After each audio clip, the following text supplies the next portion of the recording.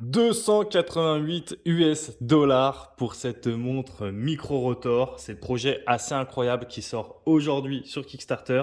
Prix agressif comme on a rarement vu sur du Micro Rotor. On va découvrir ça tout de suite ensemble. Donc c'est le projet Marol Woods. Vous pouvez le voir ici. Et c'est la montre type 01-A. Donc moi je l'ai choisi en cadran Somo. Alors tout de suite, je vous vois venir les amis. Vous allez me dire, oui, mais ça fait quand même penser à la Baltic MR01. Oui, effectivement, il y a pas mal de similitudes. On va y revenir après. Je pense que la Microbrands Marol Woods s'est quand même inspirée de la Baltic, je pense. On va y revenir plus tard. Tout d'abord, cette montre, donc moi j'ai la cadran Somo, mais elle existe également en plusieurs couleurs. Elle existe en bleu, en noir, en blanc et dans une couleur qu'ils appellent glacier, qui est un peu entre le bleu et le vert clair, qui est également très sympa. C'est très difficile à décrire comme ça à l'oral, mais je vous invite à aller voir et cliquer sur le lien pour checker cette glacier qui est également très chouette. Qu'est-ce qu'on peut voir sur cette montre? Alors tout d'abord, on peut voir les aiguilles Dauphine, on peut voir qu'il y a un cadran soleillé avec un effet guilloché au centre. J'en profite pour vous faire un petit zoom, allez hop. Il y a une minuterie chemin de fer en périphérie, comme vous le voyez maintenant à l'écran. Petite seconde à 7 heures, avec ici aussi un petit effet un petit peu guilloché avec ces lignes concentriques. D'ailleurs, j'aime beaucoup le contrepoids de l'aiguille des secondes. Vous voyez là avec le petit rond, très sympa, j'aime beaucoup. Petite plaquette avec le logo Marol Wounds en dessous à 7 heures qui est très sympa également.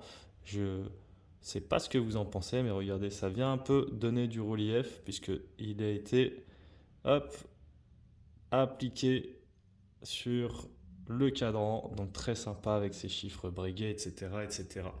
Quelles sont les dimensions de cette montre? Vous allez me demander. Eh ben, je vais vous répondre que les dimensions sont diamètre de 38 mm. Il y a 39,7 avec la couronne. Si on veut être précis, des fois on me demande oui, mais avec la couronne, etc. Et ben là, c'est 39,7. Alors attendez, puisque quand je suis au-dessus de la vidéo, hop, hop, voilà. Toujours un peu. Bon, voilà, j'ai 39, voilà, 39,7 avec la couronne.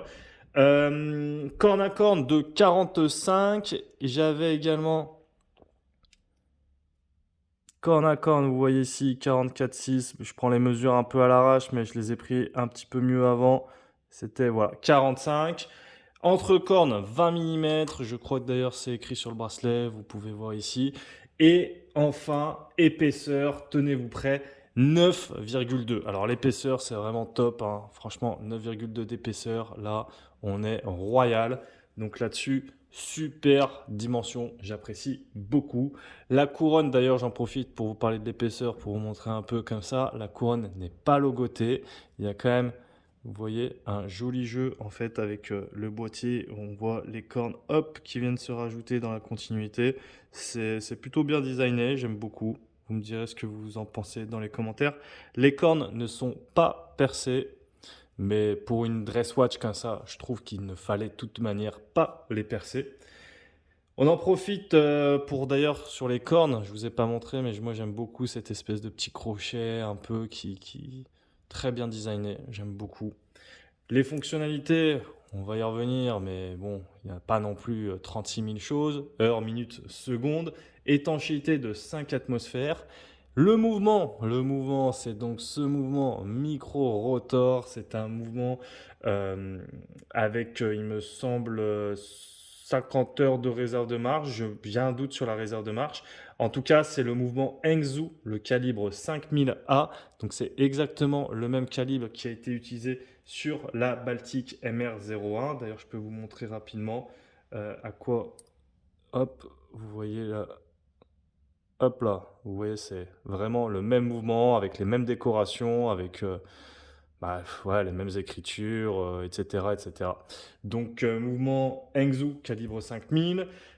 Le verre, c'est un verre saphir à la fois sur le recto, mais également sur le verso. Le fond de boîte, comme vous pouvez le voir, c'est un fond qui est maintenu par des vis. Alors moi, j'ai la numéro 00, c'est parce que malheureusement, je vais devoir la renvoyer. Ça a été un prêt là, qui m'ont fait pour 2-3 semaines, le temps de vous présenter la montre. Le cuir, enfin le bracelet, pardon, c'est un bracelet en cuir. C'est un bracelet en cuir de veau qui semble par contre pas top, très sincèrement. Moi, il m'inspire pas vraiment confiance. Ouais, pour moi, il n'a pas l'air génial, génial, hein, ce bracelet cuir. Autant vous le dire. Je pense que ça, c'est le genre de bracelet dans 3 mois, 4 mois. Ça va vite se détériorer. Mais bon, après, voilà, un bracelet, ça change quand même rapidement. Petit détail, par contre, intéressant, c'est que vous voyez, je vous montre la boucle. Hop, la boucle. Donc, je la trouve super bien designée. Elle a ce côté un peu vintage, très sympa. Et il n'y a pas le logo, vous allez me dire. Mais si, il y a le logo, mais sur la boucle intérieure. Donc ça, je trouve ça assez chouette. Petit détail caché comme ça. C'est un petit easter egg, hein, un petit peu.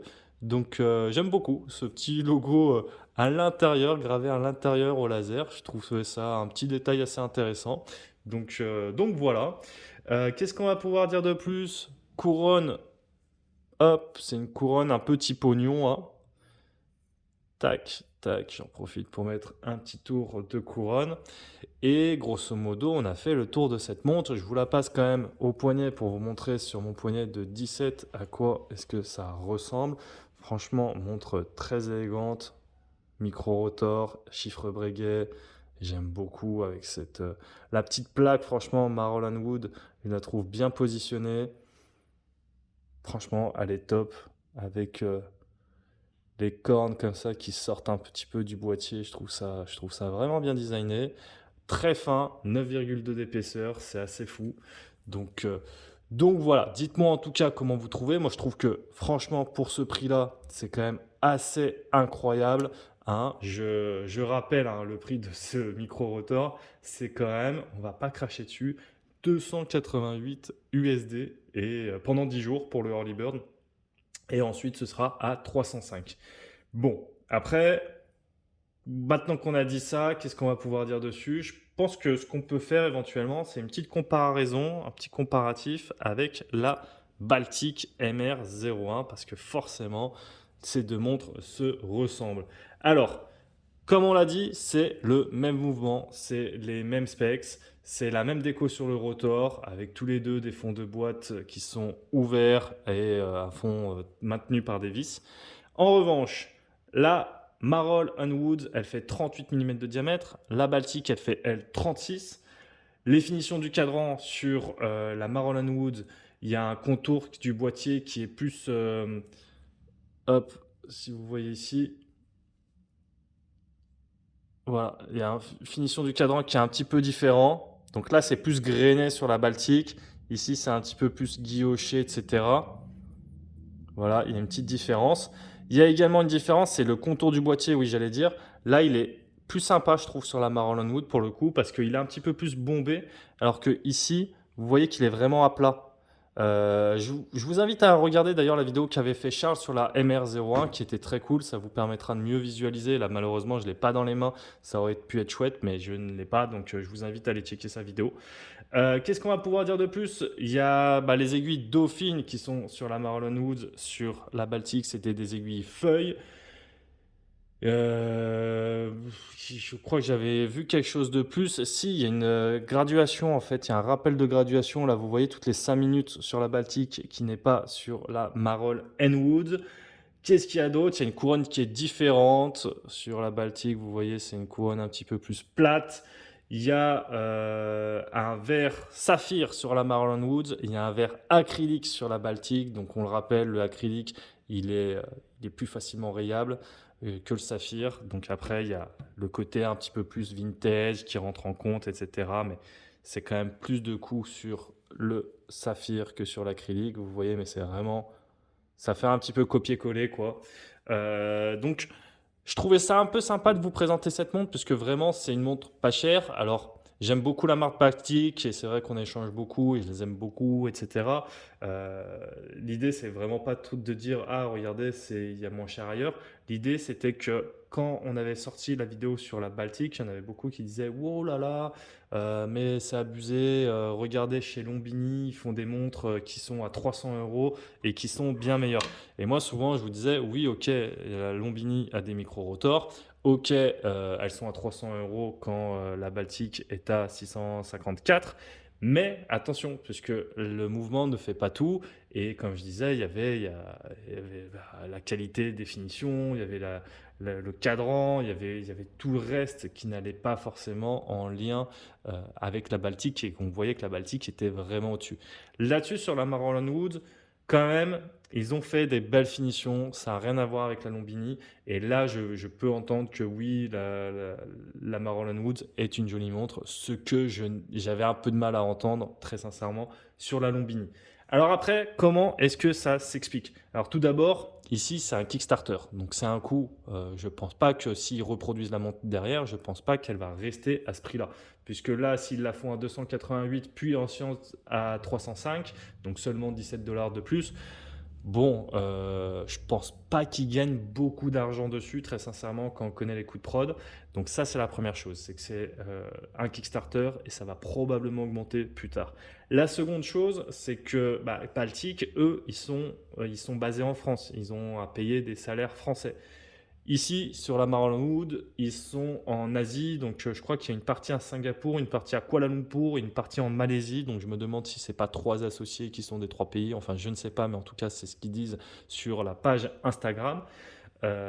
Et après, bah forcément, il y a quelques différences également en termes de coût. Par exemple, là, la couronne n'est pas logotée. Je ne me rappelle plus si elle l'était ou pas sur la Baltique.